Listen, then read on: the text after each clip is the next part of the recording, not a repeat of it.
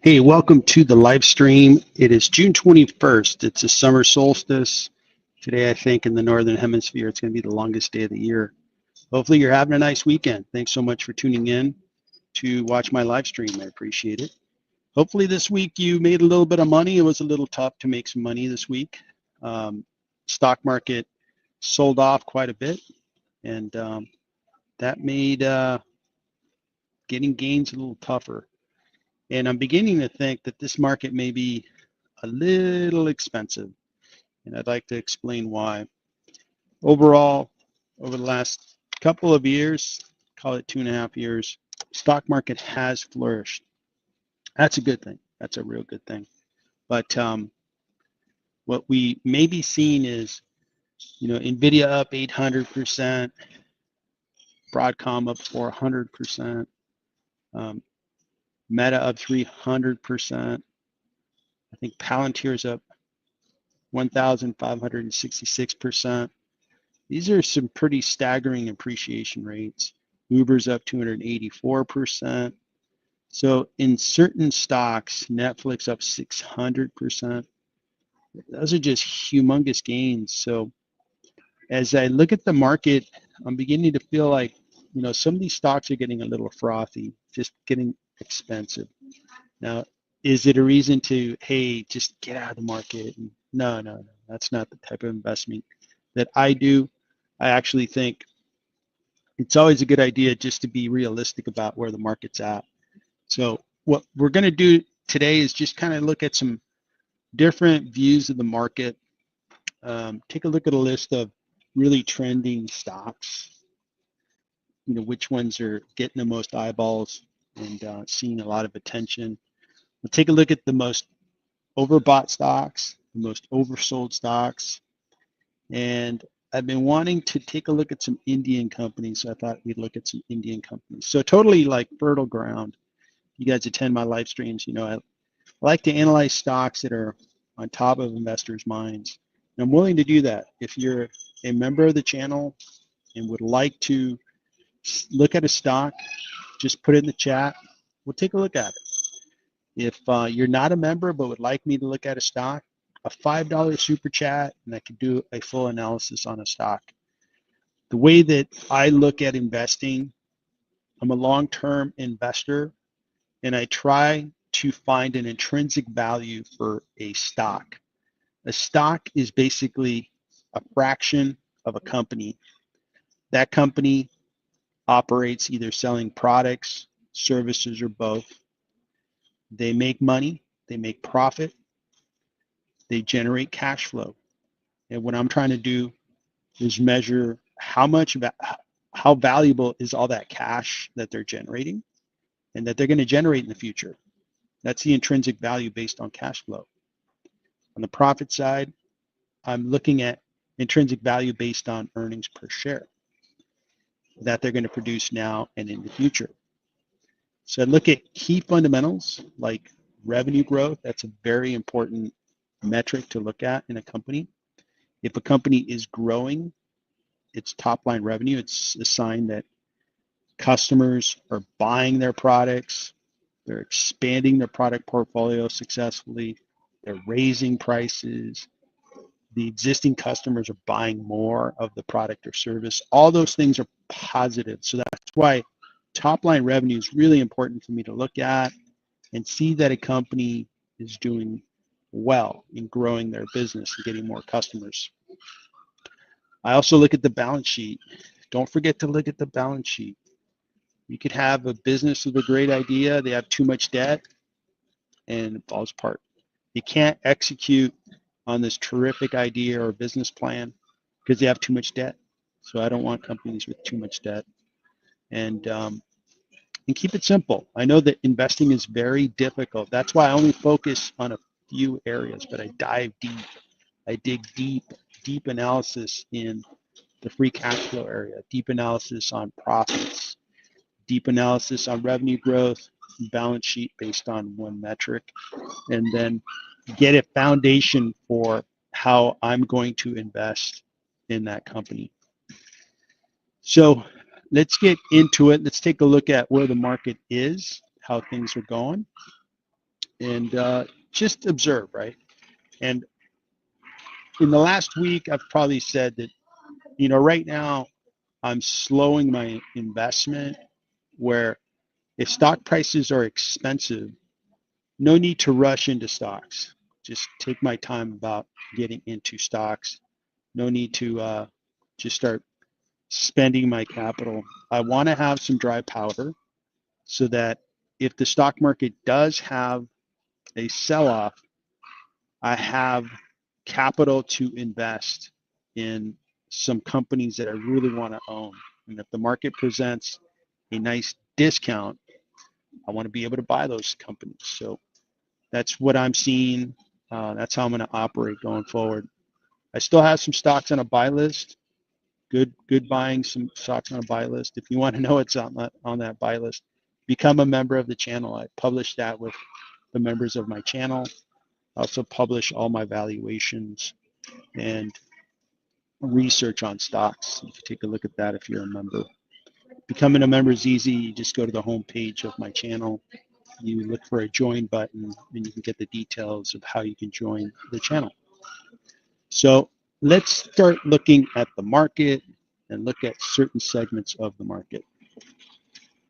All right, so we looked at a heat map for the last 3 years of stocks, and we see that, hey, some stocks are really flourishing. Looks great. Overall, the market has done well, really since late 2022. The S&P is up nicely, so good job S&P. But it has had some corrections along the way. We had a correction in 2023. We had a correction in 2025. This one was a pretty severe one. This one was caused by the whole tariff scare, if you recall. So interesting. Now, am I overly concerned the stock prices are really expensive? Not really, not terribly concerned. I think if we keep rising, my level of concern will go up. I think stock prices will continue to show too much broth, and maybe time to maybe build more cash. At this point, I'll build a little bit of cash, but I'm not, kind of hunkering down waiting for the market to give up some of the gains we have. But I'm not the only one saying that. I listen to other channels on YouTube, and I hear other, I think, qualified, YouTubers that have what I think is a good sense of the market, and they're saying the same thing. I think they're saying the same thing, that, hey, stocks are getting expensive, and that's just a reality. And the good news is we probably have good gains in our portfolios. I know I'm doing well for 2025. Hopefully you're doing well with your portfolio, making money in the current year. So it looks like we've got some people on the live stream. Thanks so much for joining, and I'll continue on. Just a reminder, if you're an investor and want a stock, if you're a member, and would like me to look at a stock, please put it in the chat. And if you're not a member and would like me to look at a stock, I'd be happy to, just a $5 super chat. So we took a look at the market overall. Let's start with what's trending. These are stocks that are getting a lot of eyeballs, a lot of views on stock analysis. The first one is this stock, Circle. And it's been interesting to track Circle, which is a stable coin stock. It's $54 billion market cap. It just IPO'd. It IPO'd June 5th. So it's 16 days after the IPO. It's up 675%. Can you believe it? So that's catching a lot of attention. This IPO has been successful, to say the least. And now, where's the stock going to go, right? Usually IPOs do not work. They usually get a lot of attention early on, and then they fade and they sell off. And I could show you 10 examples. So I'm not going to take the bait. I'm going to, just slow down and observe the stock, because I've seen a lot of IPOs, show this type of really high interest early on, and then they sell off, which is interesting. I'll show you a couple of examples, but for now, let's take a look at Circle. The PE ratio is 3,000. Wow, interesting. Whoever's in Circle, right? Especially if you were able to get shares at the initial public offering price, I mean, you're flourishing. But I wonder what's going through the minds of those investors. Now, there are a couple of investors that are in Circle. So, and I don't know if it's going to come up with the right. No, I didn't. I think it's CRCL. Is that right? CRCL, yeah. So I could have sworn that Cathie Wood, I'm sure that Cathie Wood's in it because I looked at her portfolio and she had this stock in there. So I wonder why she's not showing up. See if she's under W. Man, I can't find Cathie Wood. So I know Cathie Wood is in Circle. She did really well with the stock, and I guess I can go straight to her portfolio. And she did really well. This was her #1 winner. She's made like $390 million on Circle on the IPO. So go Cathie Wood. And man, I wonder what's going through the mind of an investor like this, where you have such a big gain and you have fundamentals where you have a PE of 3,000, a forward PE of 192. Now, what does Circle do? They're going to have a platform and a network where they issue out stable coins. And stable coins are going to be, usually they're matched, tethered to the US dollar, so they kind of resemble a currency that's stable. And the possible use cases that the market sees is, you could start paying with stable coins. You can go, have a balance of stable coins. You can pay online. That'd be a really nice use case. You can pay your bills with the stable coin. You can send money to people in other countries. That's a really good use case where you have somebody, a loved one, maybe a son or daughter that's traveling or maybe studying in another country. And rather than going through the whole transfer of money, you can send money through a stable coin on their network.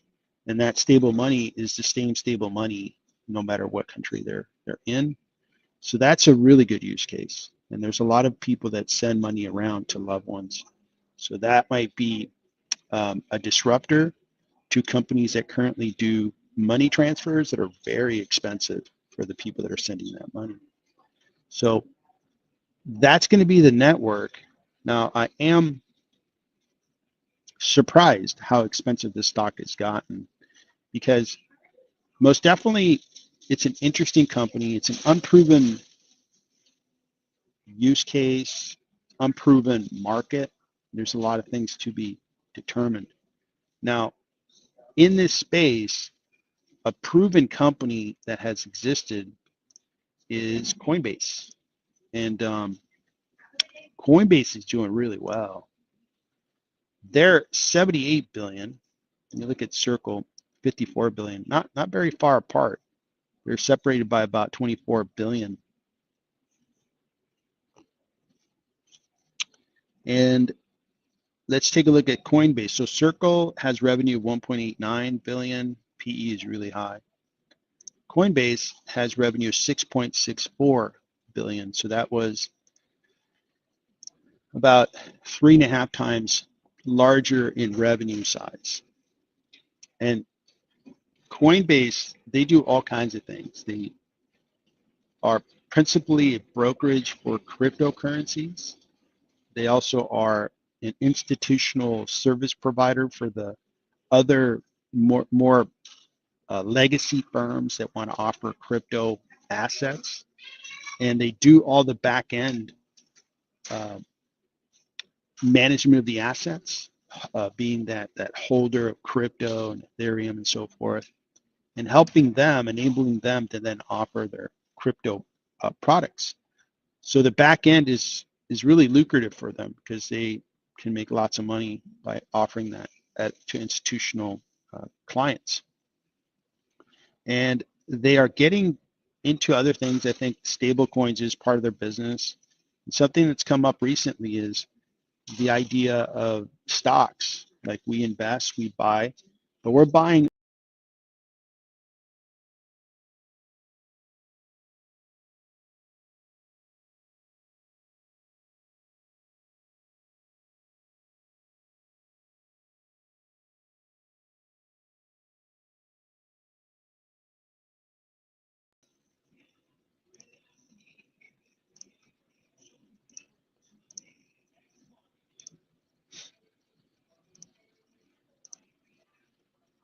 Hey guys, I had a blackout, brownout of my internet. Sorry about that.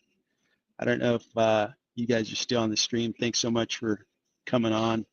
Don't know what happened. I don't know if it's on, I use StreamYard as the streaming software. I don't know if it's their platform that had a little blip or if it's on my side.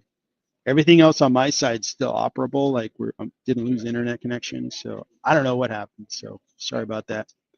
But I was talking about Coinbase. So let's continue to talk about Coinbase. And before I do that, Saeed, great to see you. Thanks for tuning in. And Coinbase is doing a variety of things. And what's come up recently that's made a lot of news is the idea of actually listing, selling, transacting stocks, shares of stocks on the blockchain. That makes a lot of sense. And it could be a 24/7 market where Coinbase could offer stocks. You could buy stocks on the blockchain. And they've applied with the SEC to be able to do that. We'll see if the SEC grants it, but that would be really interesting if it happened. They could open up a new market for themselves and compete against the New York Stock Exchange. That would be really revolutionary and interesting. So Coinbase certainly has an awesome business. Their stock's done well, 24% year to date, over the 1 year up 30%. And Coinbase, this is a very good example of what I think may happen to Circle.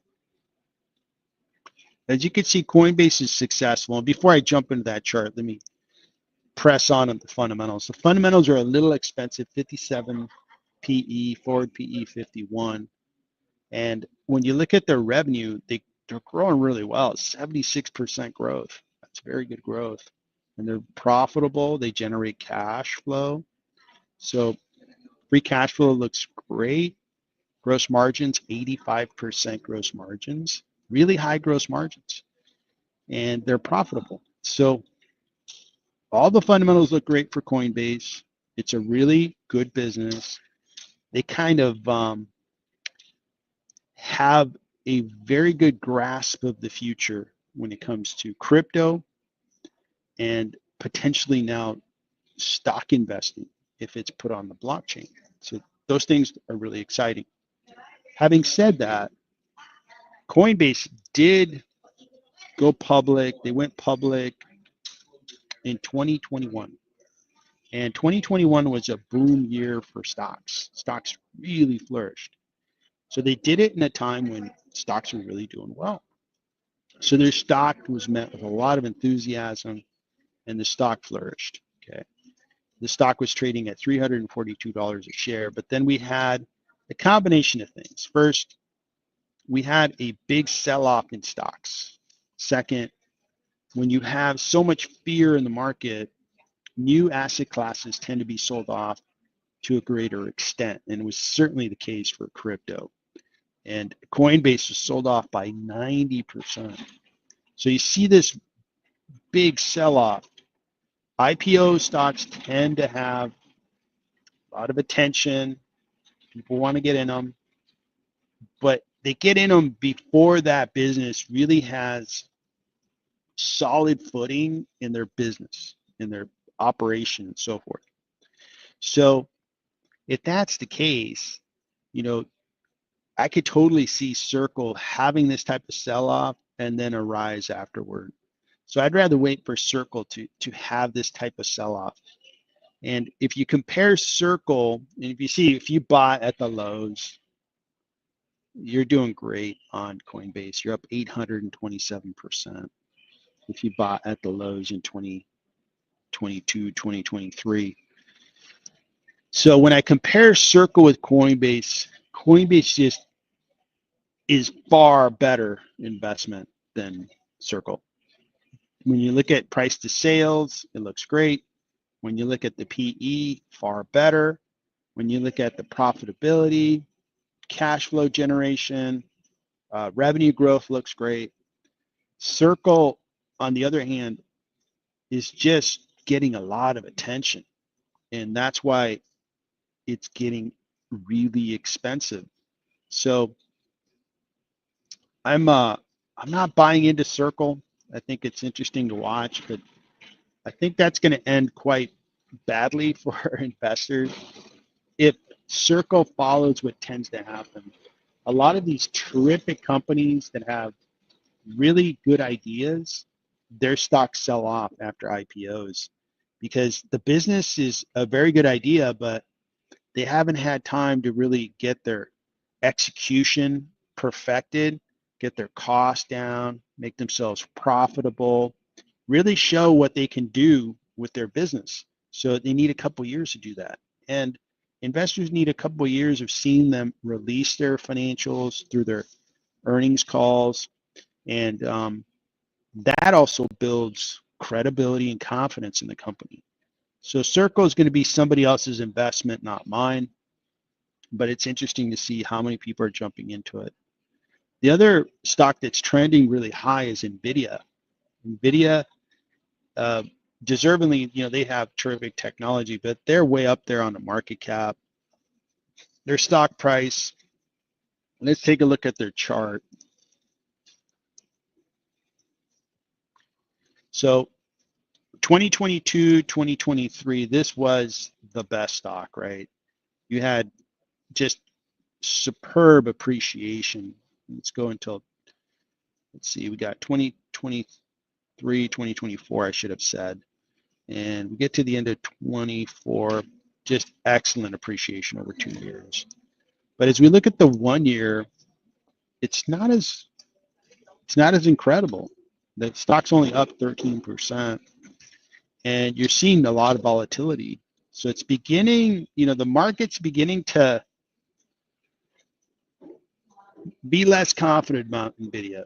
It's a $3.5 trillion valuation. So that's a really expensive valuation. It's had a really nice rise recently. I mean, what didn't coming out of April? And it's gone up nicely, 48%. But again, if you go to the yearly, their compares are going to be tough, right? So give this a year, and it'd be very interesting to see how the chart looks. Because right now, NVIDIA is not crushing it. It's doing well for the 1 year. Year to date, it's up 7%. So it's not beating most or all big caps. Like Meta's doing better than that. I think Microsoft's doing better than that. So there's other stocks that are outperforming it in 2025. And the stock is expensive. When we look at NVIDIA, right, you can't look at a stock and pretend, hey, everything that's happened over the last 2 years from a revenue standpoint, revenue growth, profitability, those things are going to happen for the next 2 years. That would be investing by looking at your rearview mirror and then expecting that this same thing that happened 2 years ago is going to happen again. Well, that might be the case, but we can't have that as our base case. So their market cap's 3.5 trillion. Revenue is 148 billion. So investors are having to pay probably about 26, 27 times revenue, which is expensive. the PE. PE is 46. Now, if they're growing a lot, not expensive, but it is just comparing to the average stock, it is expensive. Analysts think there's still upside in the stock. They think it's priced 21% too low. Interesting. So looking at NVIDIA, the growth rate is there. Very good growth. Now, can they keep that growth rate, going? They have had superb growth. If you look at Q1 compared to Q1 of 25, 69% growth. It just looks great. And it's priced into the stock to a large extent. If they keep growing at 60 to 80%, this stock could go higher. It could go up to 4 trillion, maybe even 4.5 trillion.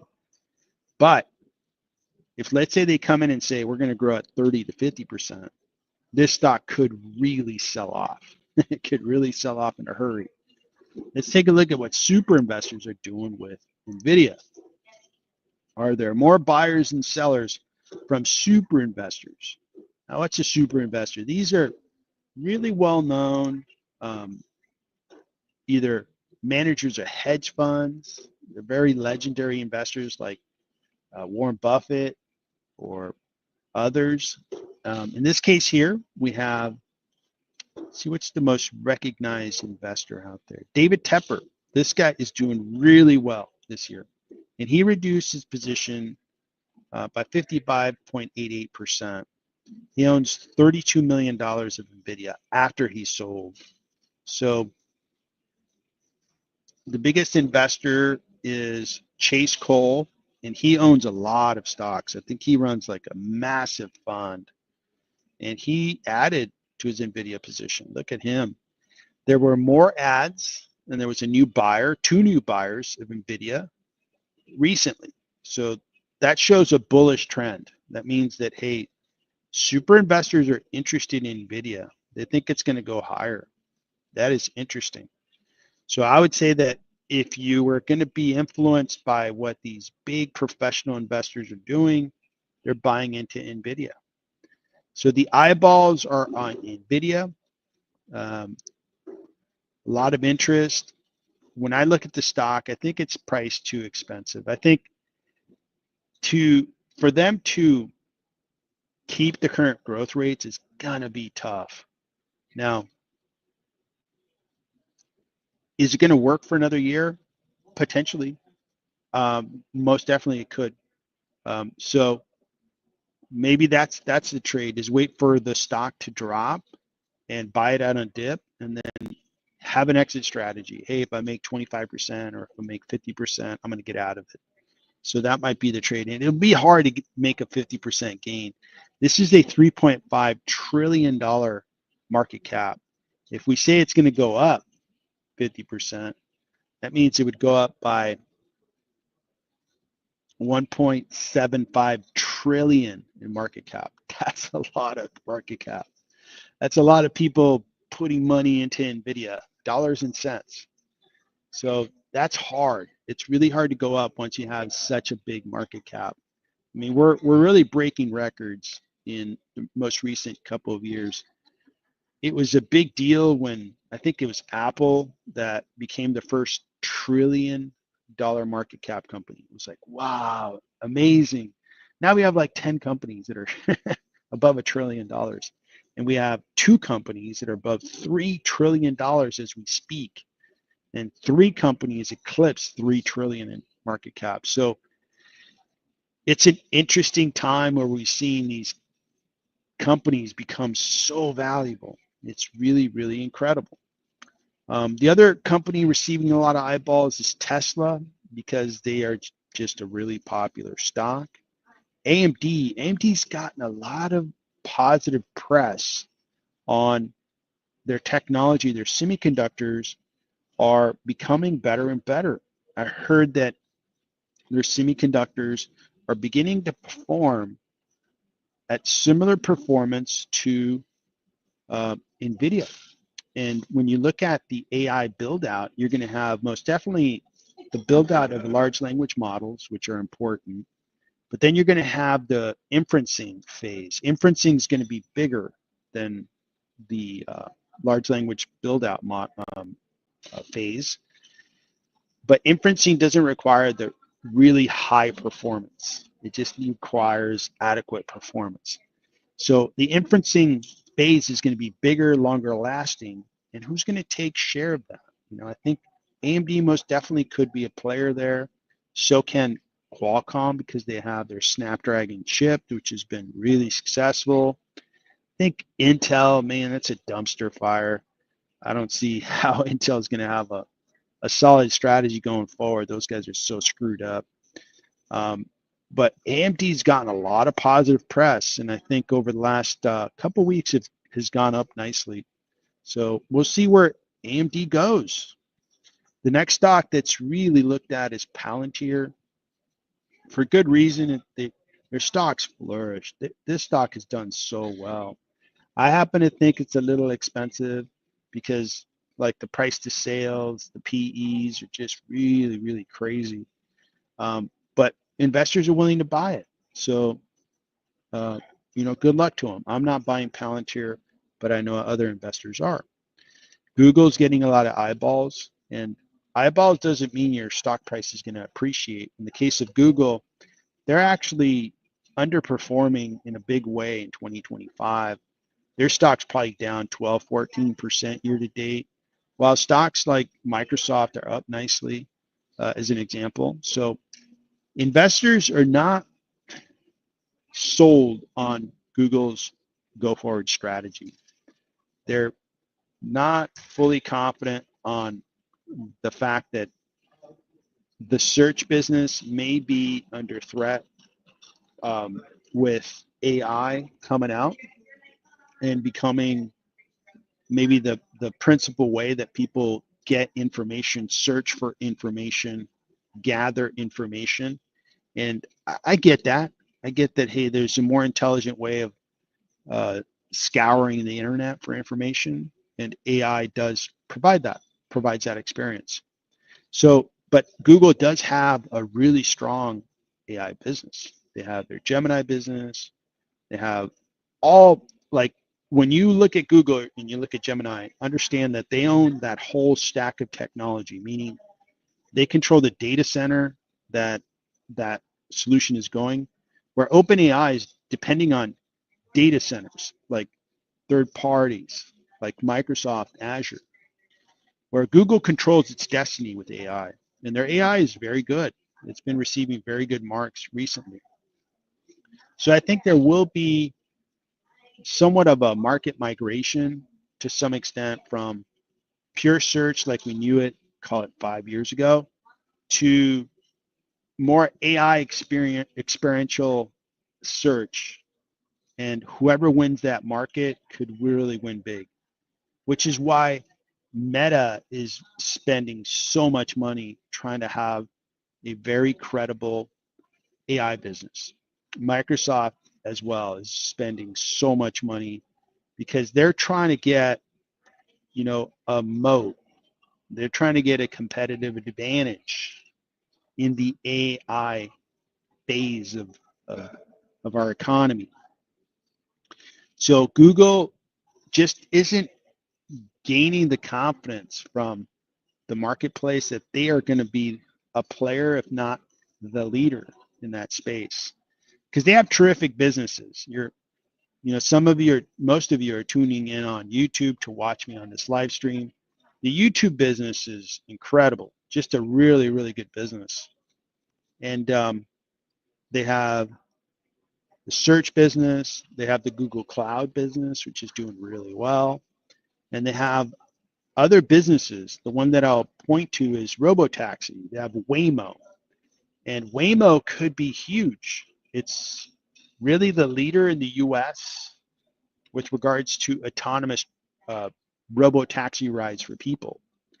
They both have a service that they control, the Waymo service. You download an app, you can take a Waymo in San Francisco, Phoenix, Los Angeles, and a couple of other cities. And they're also partnering with Uber.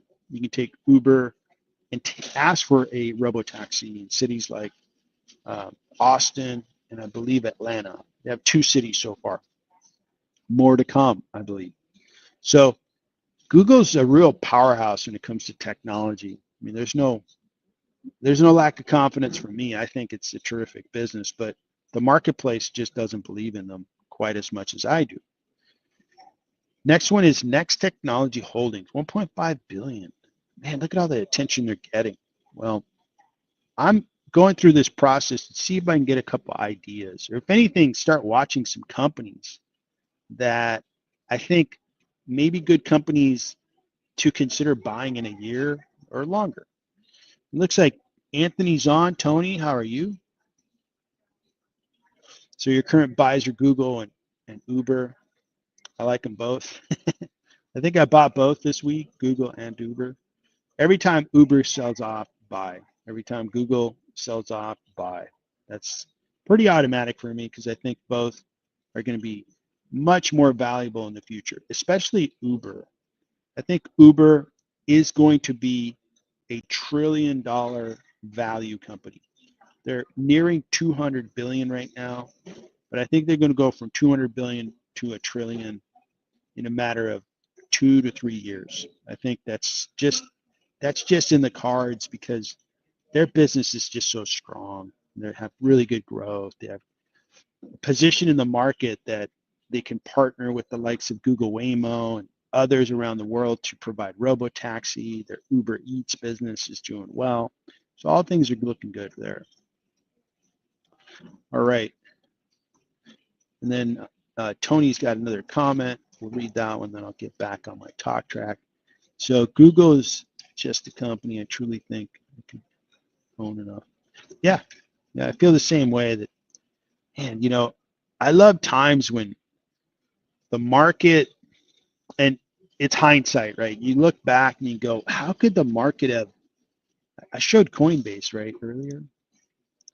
And I kind of knew early on that, cryptocurrencies are not for everyone, right? Not for everyone.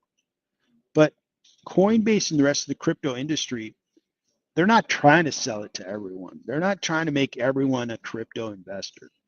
But if 1 out of 10 investors are like, yeah, I'd like to have an alternative asset class, I'm going to put some of my capital into crypto, the market's going to be huge. Having said that, the market's like, no, there's no value here. Let's sell it off by 90%, right? And I think some of that, so let me finish my thought here and then apply it to Google. So this is where the irrational thinking of the market is an opportunity to buy.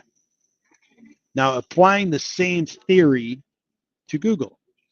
Google is like top 3, if not the top company on the planet when it comes to innovation and technology. Well, if the market's going to sell it off, right, and say, no, Google, we just don't think it's all that great, sell it off by 30%. I can't buy shares fast enough. Just can't buy them fast enough because the market's wrong. I think this is a really, really good company that has a lot of power in the future. So that's how I feel about Google, and looks like it's one of the most looked at stocks in the market. All right, so let me get back here. So let's go into, so we've got Google. So I wanted to look at Next Technology Holdings and see if maybe that's, why are so many people looking at this company? What's going on with this company? Next Technology Holding, what do they do? So they provide software development services in the United States, Hong Kong, Singapore. Provides AI-enabled software development services, including development, design, implementation of various SaaS software solutions for businesses of all types. The company is also acquired on Bitcoin. Okay, so let's look at their website. Ooh, I don't get that kind of message on looking at company websites. What's going on? Why did I get that message? Wow, it went up 158%. in one day. It's a $3.44 stock.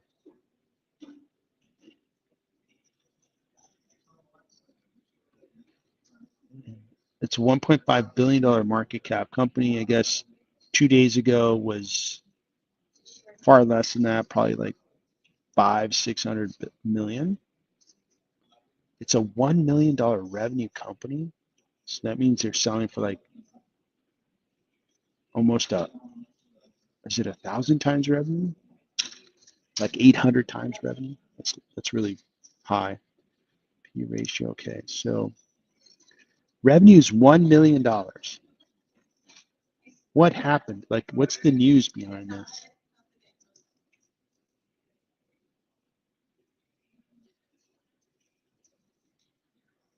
No news. So why is this up so much? This is a crazy valuation. So a $1 million company is worth 1.5 billion. Like I said at the beginning of this live stream, some stocks, I look at them and I'm like, man, those are expensive. There's a lot of euphoria in that. There's a lot of, I can't explain how you can get to that valuation. And here's an example, like, okay, this is ridiculous. So, yeah, this is not my investment, it's somebody else's. And this stock was $1.29 a couple of days ago, and now it's much higher. Well, good luck to whoever's invested in it. Wonder where it will be in a month. Maybe back down to $1.29 or lower. Incredible. So that one was there. Is not an idea that I want to hold on to. So Wheeler Real Investment, okay.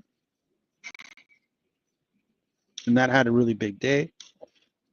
Now Snap-on, I am familiar with this company. They do premium high quality tools, and they tend to sell directly to the trade, the tradesman, the person who's working with tools to fix cars, machinery, that kind of thing.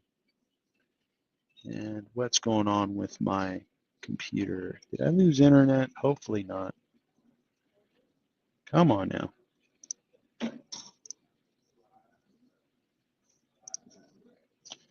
Just as browser's getting hung up. So Snap-on is $16 billion in market cap. Revenue is $5.08 billion.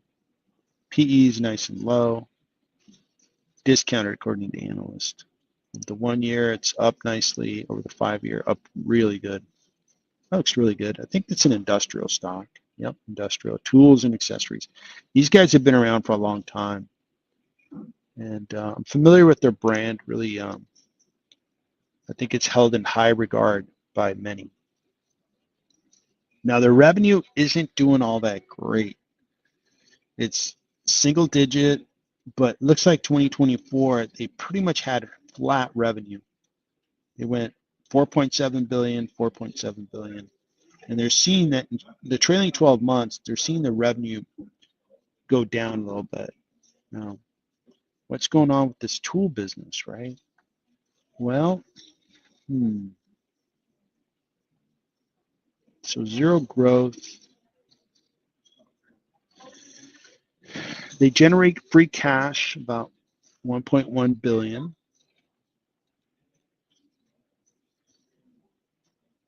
They have gross margins of 52%. Very, very profitable, very good profit company. And yeah, I don't know how to price them. If you have zero growth, let me see if they have any debt. Nope, no debt. They have more cash than debt, just slightly higher cash than debt. So, I mean, I think they're fairly priced at 15, 16 billion. I just don't see a stock like this is going to double in value again. It is pretty incredible that they doubled in value like this. Part of it is to compare. We were coming out of COVID, a big pandemic. Let me see if I can show a longer term graph. to show before COVID where their stock price was. Yeah, see this big dip in COVID.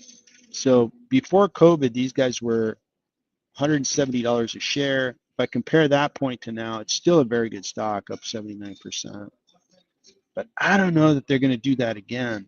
I think they're going to do more like this that they did for a couple of years from 2015 to 2019. The stock just went sideways. That's what I expect they're going to do. That's not a good one. I think it's just setting up just to go sideways. The lack of growth is a big concern there. I don't want a stock that's not growing. All right, so Tony, you want to look at boat? We'll take a look at that. Okay, so I think I'm behind on comments a little bit. Take a look here. So Jay, very good to see you. All right, so Tony, I think boat is pretty interesting ETF. I also think Zim is a great opportunity. Okay, so we'll take a look at boat. It's an ETF. Get that ready. Then Nkiter, good to see you. I did hear about the news that Tesla is going to, I think they offered some invitations for people to ride their robotaxi service in Austin, Texas. Is it a risk to Waymo, right? Well, you know, here's what's interesting about Tesla is, I guess it's earned that when Tesla says, "Oh yeah, we're going to do EVs," and people doubted them, and boom, they pulled it off. And then Elon Musk, with a different company, but it's Elon Musk, said, "Hey, I'm going to launch rockets into space, and I'm going to have this rocket company." People are like, "Yeah, whatever." And boom, he did it very successfully. So now he's saying, "Hey, I'm going to have robotaxi." So the market, at least enough of the market, believes, "Hey, the guy's going to do it." Okay, got it. It's just keep in mind he's competing against some pretty, like when it came to EVs, he really didn't have a ton of competition. There was a very fertile market. Nobody was really doing it.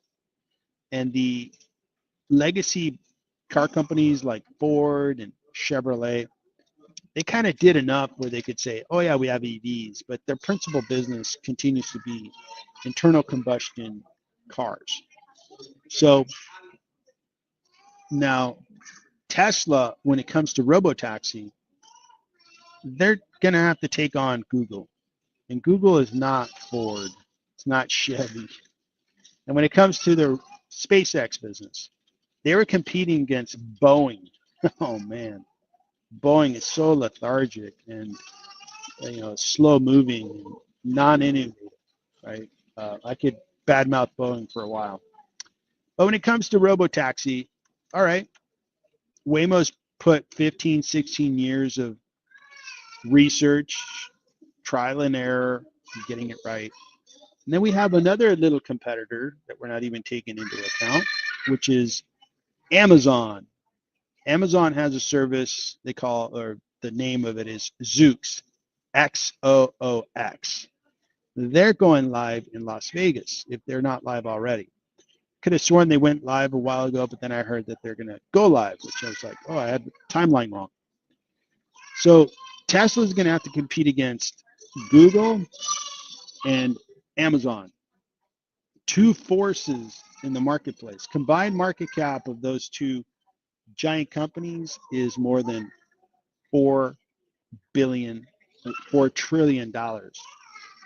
Amazon and Google, they have the intellect, they have the ability to really go after this market and take it over. So Tesla's going to have to compete against those two big forces. So for the market to say, "Oh yeah, Tesla's going to pull it off," maybe they will. Maybe they will. I just think it's going to be hard to beat Google, and it's going to be hard to beat Amazon. I own Amazon stock and I own Google stock. I don't own Tesla stock, but it wouldn't change my opinion I don't think many people would bet against Amazon, and I don't think a lot of people would bet against Google. Just naturally, like, hey, those guys are really smart and they have a lot of capital. So we'll see how much or how little they launch in Austin, but it's going to be a different game. It's like if you don't put up a real service, the market's going to see through it and crush, the stock. Like, wait a second, you put 5 cars in production in Austin, and meanwhile, Waymo has I don't know how many cars, like a lot of cars. Their scale is really getting exciting. Zoox is just kind of starting off, but Amazon's not making a big deal out of it, and they're starting in a really good city, which is Las Vegas. I think that's a really good idea. I think it's a good idea because of how many people take, ride sharing in Las Vegas. It's a 24/7 city. I mean, it's a really good idea to launch there. So good job on the Amazon side. So we'll see. We'll see. We will see if they really do in fact launch or if they're just making noise, which sometimes is the case. It took them forever to get the Cybertruck out. It was like 2, 3, 4 years delayed, and it's like, what happened? So NKiter, you want to look at PSTG. Yeah, we can look at that. PSTG. We'll look at that after boat. So you don't think Tesla's a serious self-driving? We'll see. I don't want to count them out. I think they're going to try it, but we'll see. And I think that I'd be curious to see how Waymo is going to navigate the market. Right? Is Waymo going to partner with like Uber and maybe even cities and say, hey, you can have your city could partner with us and we'll have like Waymo, drive little old ladies to the doctor and all kinds of like neat, services for residents of a city. I don't know. We'll see. But I think if Waymo, like the thing I like about Google is they don't like to have businesses where they're, kind of the face of the customer in a lot of businesses. I mean, search is different. It's just we go on a website and do it. But like YouTube is a good example. They don't create any content. Guys like me and bigger, more professional content creators create a lot of content. Even the big studios put their content on YouTube. The big channels put their, content on YouTube. So Google's fine with that. They're like, yeah, we don't have to be the face of the customer, but we own the platform. We own the search platform. In the case of Google Cloud, they own that infrastructure business, and they're helping customers move workloads to the cloud. And when it comes to robotaxi, I don't know that Google wants to compete against Google and have a customer-facing company. Uber does that very well. It comes with its positives and minuses. And I think Google would be better off if they just partner with Uber and everybody else who wants a legitimate robotaxi technology in their city, their county, their country. I mean, it could really go places. So we'll see how it goes. It's really exciting to see that. All right. All right. And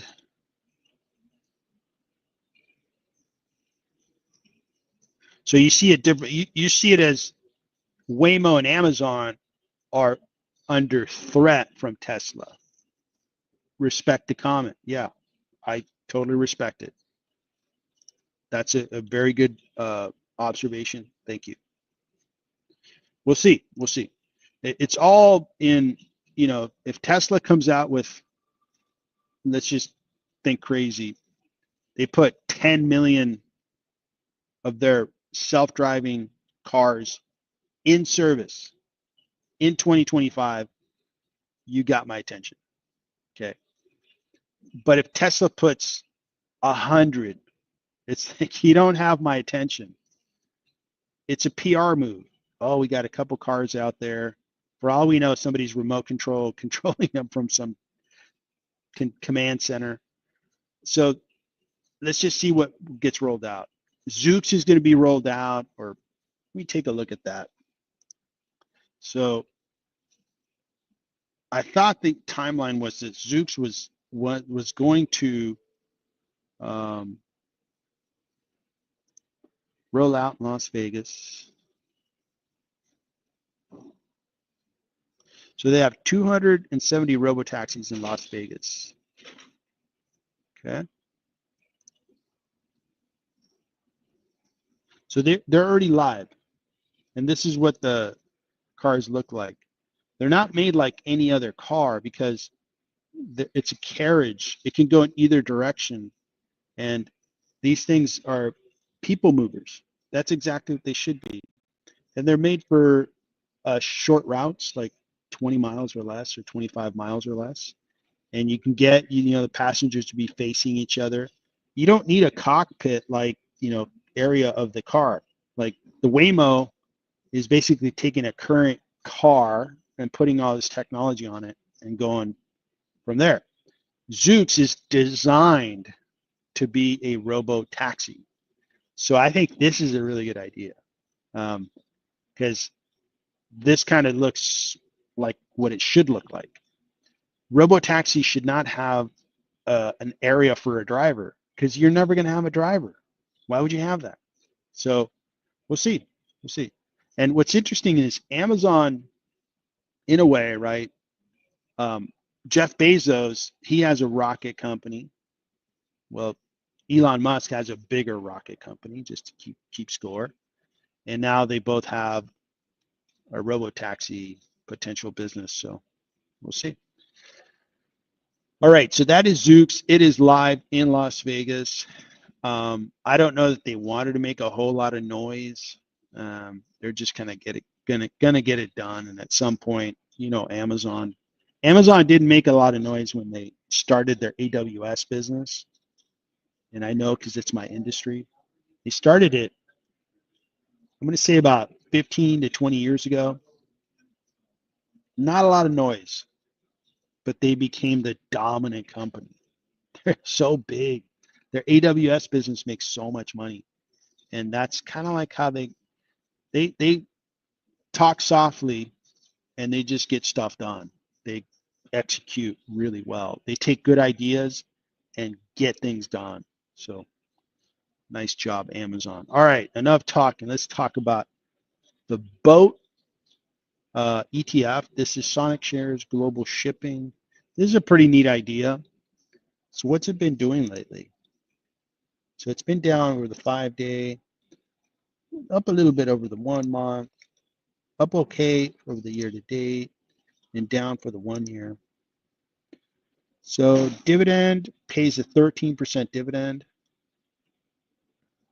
So I guess here, big picture, what are shipping companies gonna deal with over, this period of time, right? So we have an economy that's not in recession, but it's not booming. It's like between those two definitions, it's doing okay. I think the Fed, released some data, and as you look at employment reports, the employment picture is getting worse, but not getting worse in a hurry. It's just gradually getting worse. And Kroger announced their earnings yesterday, and they commented that they did really well because people are beginning to watch their spend. They're cooking at home. They're looking for less expensive foods. And Kroger is a beneficiary of that because people are like, hey, instead of going out to eat, let's go buy the ingredients and cook at home. And if that's a lifestyle change, it's going to hurt restaurants. It's going to hurt, the Chipotles and so forth. And it's going to help the grocers. Back to the shipping industry is Well, if people are watching their spend and they buy less stuff, you're going to have to ship less stuff. So less consumption means that shipping is going to be hurt. Now we have conflict in the world, which is going to cause hopefully a very temporary diversion of like shipping routes will be changed. But hopefully the tension goes away soon. That way people, the minimum loss of life and minimum people are hurt. So I think overall shipping could work. I just don't think it's going to crush it. I don't think it's going to do great. I think it could do well, but doing well would be like it goes up 20%, this ETF. If it did poorly, it'd probably go down 10%. You're not going to lose a whole lot. You're not going to make a whole lot.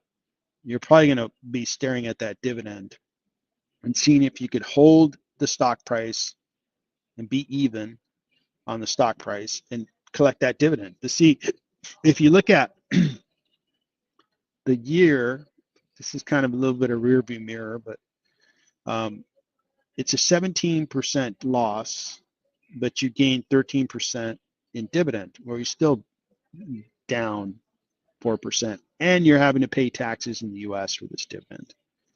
So it's kind of, this is not working for me. This would not work for me. This would not work for me because it's a 20% gain.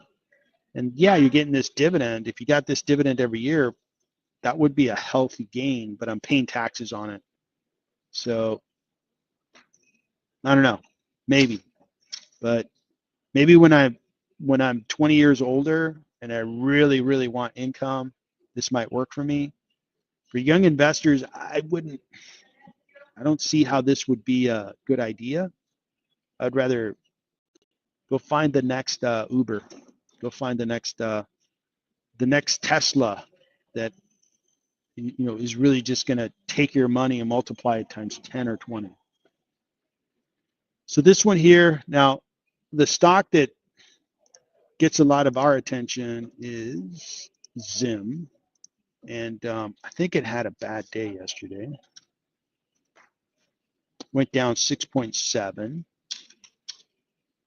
5-day down 5%, 1 month down quite a bit. It's really sold off. The year to date, it's down 23%. It had a rise coming out of April, and so far, I mean, this stock does continue to grow, which is really, really good. So if they just keep executing, they're kind of like the company of choice for people that are shipping goods around the world. I think they're going to be fine. We just got to keep track of shipping rates. So let's see what shipping rates are looking like.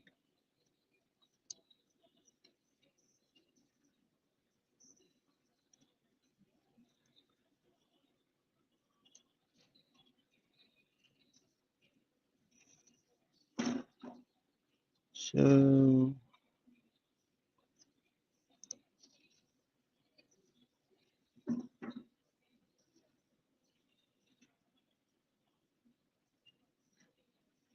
I'm going to try to find the shipping rates. And, well, let's use the old AI here. See if it does a good job.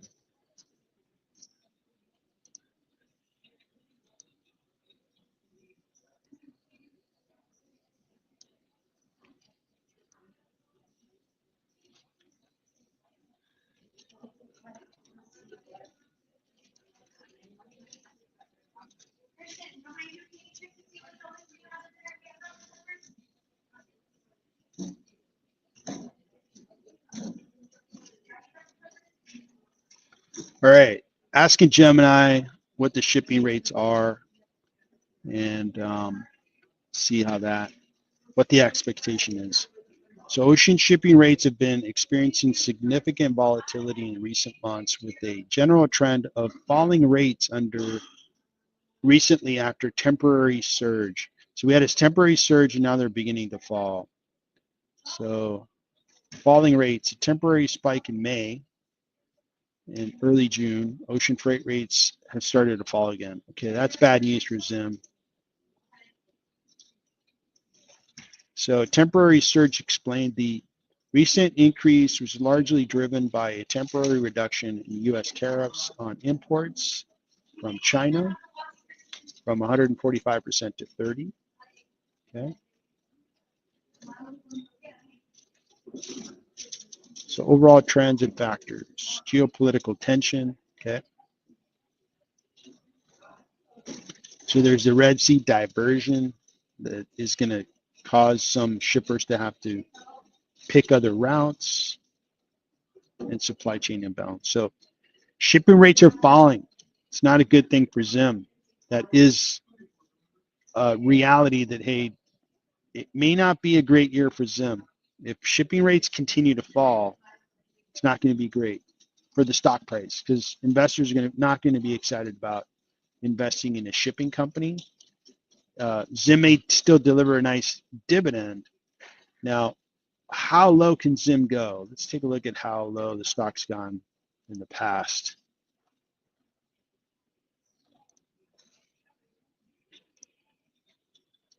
So it got down to $11 during the whole scare of tariffs. And then it got down to $13.60 on May 7th.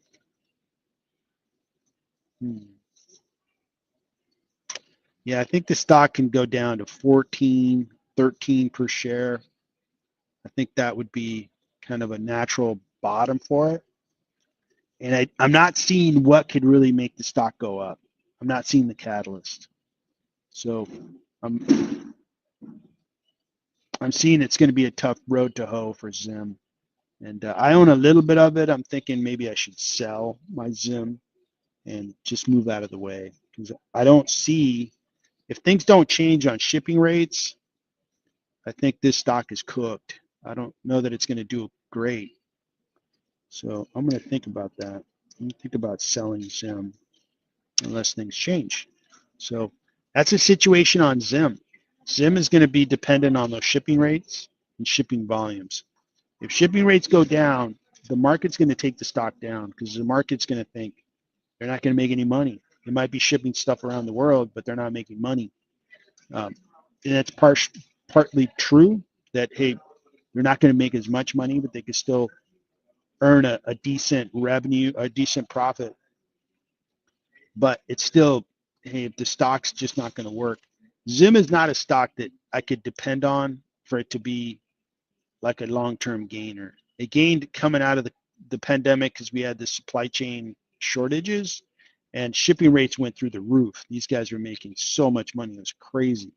We're not going to have an event like that. I don't foresee it.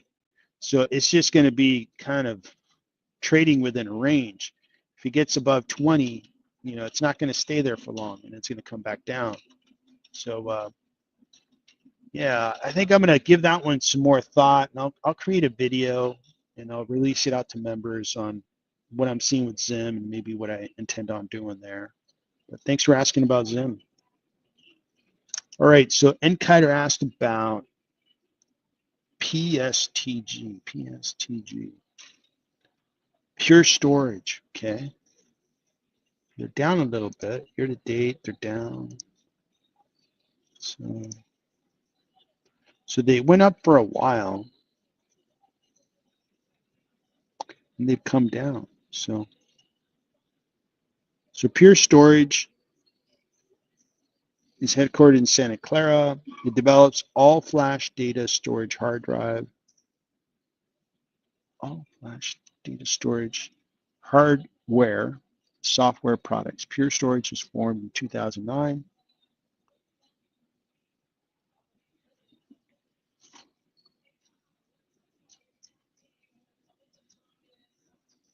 Okay.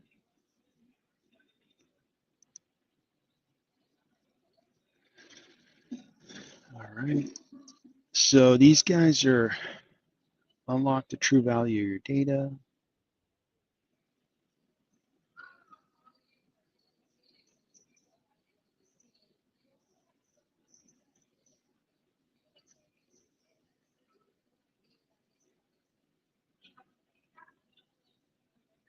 Okay. So they're doing storage. Let's take a look at their company, try to look at their fundamentals. So they flourished for a while, then the market's kind of, just based on how the stock's traded, deemed them to be like not as desirable as first thought. So let's take a look. Market cap 16.86 billion, revenues 3 billion. So they're trading for, call it 5 times revenue. PE is high. See how they're growing. So they have modest growth, good growth. Their revenue's 3 billion, 10% quarterly. Quarterly looks good. Nice little surge in revenue. Okay. And let's take a look at gross margin, 69%. Looks really good. Free cash flow, 565. So these guys are worth 11 billion minus, I multiplied that times 20. And less debt or plus cash. So they have 1.58 billion of cash, debt. So they have 1.3. So they're worth 12, 13 billion. They're a modest grower, right? So they're priced a little too high. So storage is super competitive. Like it seems like every 2 years there's a new method, new technology, new way of doing storage. And Pure Storage is, if they have like a cloud-based storage option, I'm not totally um,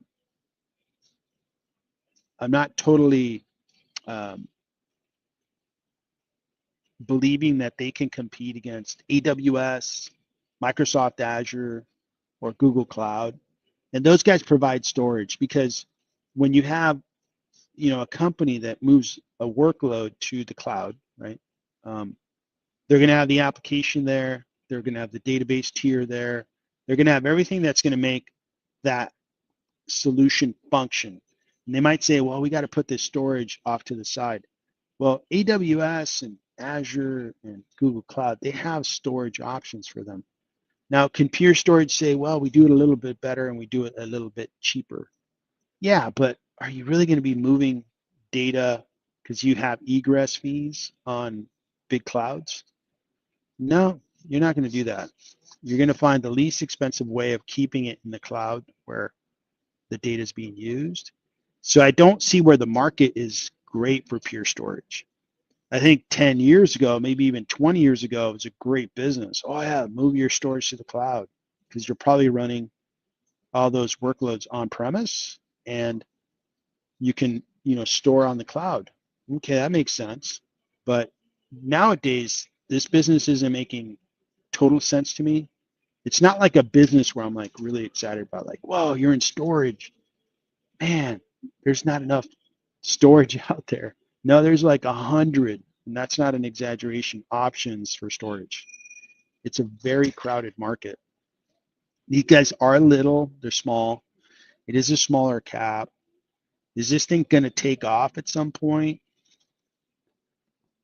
My guess is no. I think they're not going to do all that great. They're not a strategic kind of business. Yeah. So Pure Storage, I think it's priced a little too expensive. I think it's going to go sideways for a long time. The stocks that have surprised me, and let me open up a new browser here and keep that graph. So Zoom, right? This is a quality technology company. Look at that flat line. Oh my God. And it has done well over the 1 year, but if you go from like 2023 to here, it's only 12%. So that's not getting it done. That's 2.5 years of time. And what are the things that exist with Zoom? Now, year to date, Zoom is down 4%. And when you look at Zoom, we got Pure Storage here. We'll keep that there.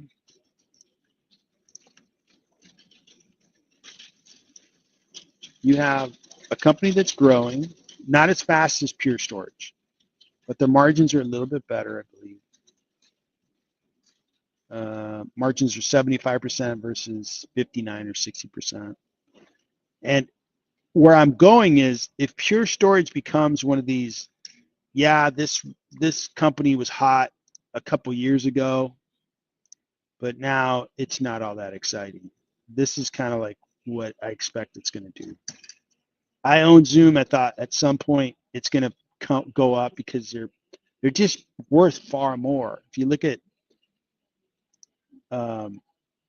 their the cash on the balance sheet, and they've been buying gobs of like shares back. They have almost $8 billion of cash. And they have almost no debt. They've been buying back shares like crazy. And still the market's like, the stock's doing okay for the 1 year, but in 2025, this stock's selling off. So having experienced that with this investment, as I look at Pure Storage, I'm like, wow, I think it's gonna be tough for these guys to see their stock go higher. So just one guy's opinion, and Kiter, but that's how I see it. Hopefully you found it interesting.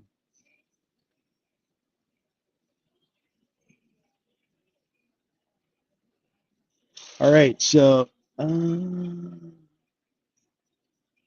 capacity. So Scott, how are you, buddy?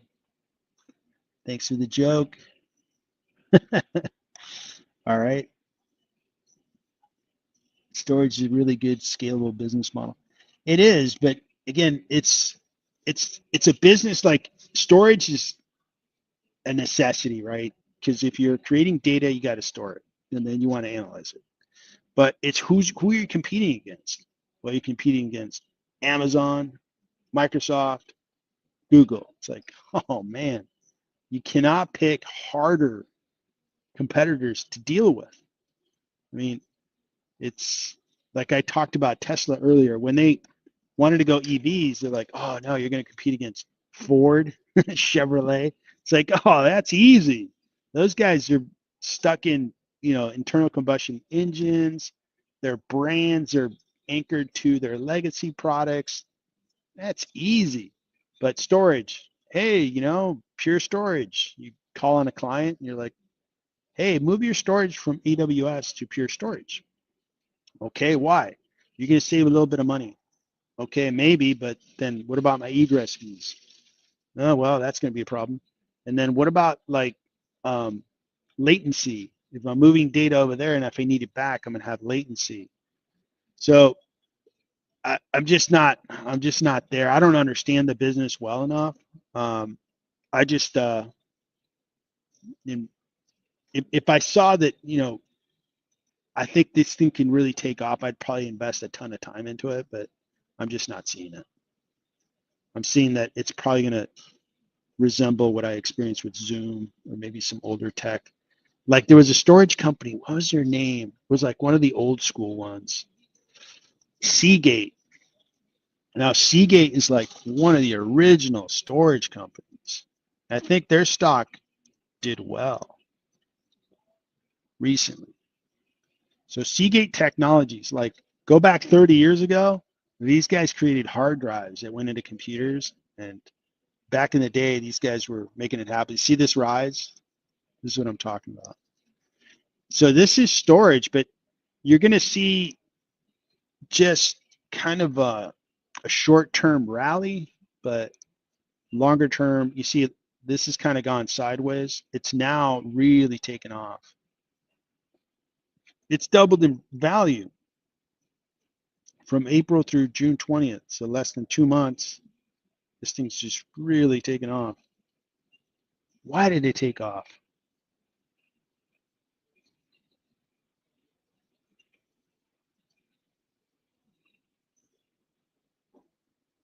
Amazing. You see how it went up. We had computer sales, PC sales and stuff, and then it came back down, and then it started to rise, and it really cranked up. So from the beginning of 2023 to now, it's a pretty good stock. So can Pure Storage do this? I don't know, but this one did work, most definitely. I never saw that one coming. I kind of wrote off Seagate. Oh, they're old technology.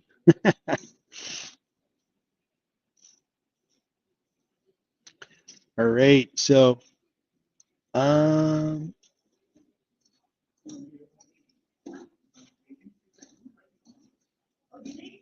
right, cool. All right, guys, so I'm gonna start to land the plane here. We kind of went over today's highest volume traders. We didn't get to other topics. Maybe I'll save that for later today. I wanted to look at overbought stocks based on the RSI. As you get closer to 100, it means it's overbought. So I thought there were some interesting stocks there that we can look at. We'll look at some names that are a little bigger. I mean, some of these small caps, yeah, they could be overbought because somebody's investing in them. But look at this one here, Do Commune Incorporated. That looks interesting. Jabal, I don't know what these guys do, but it looks like these guys are overbought. And Micron, that one would be a good one to sink my teeth into. That's a big cap. So that one I can look at. I'll look at that later today. I'm going to try to stream this evening. We can kind of take that on. And then we'll flip to what's oversold. Let's look at some companies that have a very low RSI, and we can see some bigger caps that maybe. And what I'm trying to do is find a few ideas. Like, hey, show me some examples of an overbought stock. That might help me kind of understand where the market's at from a pricing perspective. I don't want to short a whole lot of stocks because that just becomes too distracting to my core strategy. But here's where I could maybe pick up a stock or two idea where you have some really oversold stocks. Like this one here is $27 billion of value. Kellanova, have no idea what they do. Well, let's kind of dig into it. Brown-Forman Corporation. Take a look at that one. LifeStance Healthcare. Healthcare is not being given many breaks. Aon, Insperity. So we can look at some of these stocks. I'm trying to see if we can find a big one. And maybe I'll look at the market cap, try to look at some big cap stocks that are Campbell Soup, oversold. I don't know if I want to buy Campbell Soup, but we'll take a look at it. Then here's PG&E. This one's come up a couple times on our live streams, so you can take a look at that one on the evening stream. And then tomorrow we're going to have the member call. Tomorrow at we have it at 1 p.m. Eastern, 10 a.m. Pacific. Look forward to it. The last member call was awesome. We had a lot of members on. We went over a lot of stocks. I hope tomorrow's is similar, where we have a lot of stocks. We go and cover some specifics that members want to talk about. So I look forward to that call tomorrow. Everybody, enjoy your Saturday. It is, again, it's the summer solstice in the Northern Hemisphere. It's the longest day of the year. So you get to enjoy the daylight longer. So hopefully you go out and do something fun.